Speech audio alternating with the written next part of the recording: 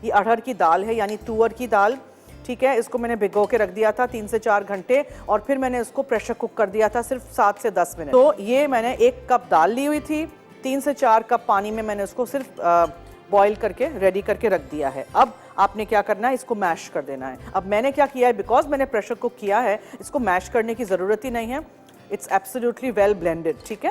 आप चाहें तो स्टिक ब्लेंडर चला दें, बट नहीं, ये हो गया है। अब मुझे क्या करना है, अब मुझे ये सारे दूसरे जो अज्जा हैं उसमें इसको पकाना है। साथ आज कुकिंग ऑयल यूज़ करेंगे।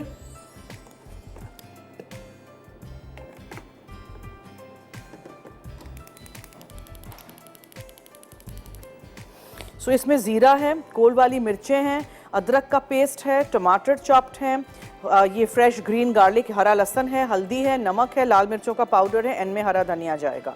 ये भी हम थोड़ा सा एंड में ही डालेंगे, अभी पहले नहीं डालेंगे। और दाल को बॉईल करते वक्त नमक वगैरह मैंने कुछ भी नहीं इस्तेमाल किया है, ठीक है। वेरी सिंपल रेसिपी, डेफिनेटली आप इसको ट्राई करिएगा।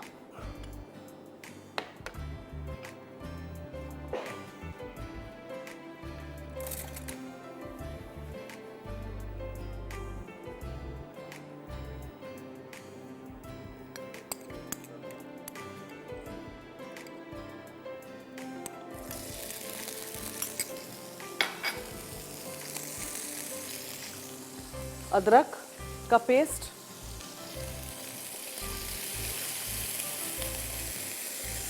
जीरा साबुत, गोल वाली लाल मिर्चें और लाल मिर्चों का पाउडर, थोड़ी सी हल्दी,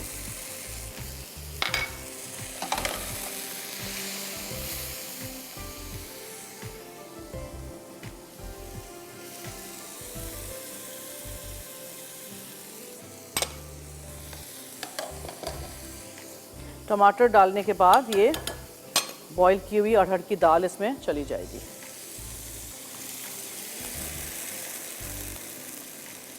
मैं अरहर की दाल से धन साग बनाती हूँ, वैसे भी बहुत सारी चीज़ों में आप इसको इस्तेमाल कर सकते हैं, दाल को।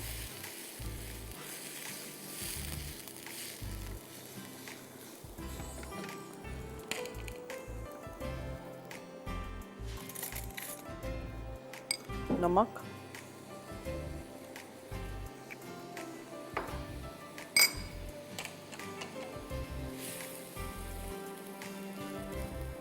को तो एंड में आपने इसमें हरा लहसुन डालना है। इसको कोई ज़्यादा पकाना तो है ही नहीं, आधी बंच जितना मैंने डाल दिया था, काफ़ी सारा। आप उसको चॉप कर दीजिएगा, अच्छी तरह धो लीजिएगा और फिर उसमें आपने थोड़ा सा हरा धनिया अंदर भी डालना है, थोड़ा सा फिर हम ऊपर डालेंगे, ठीक है।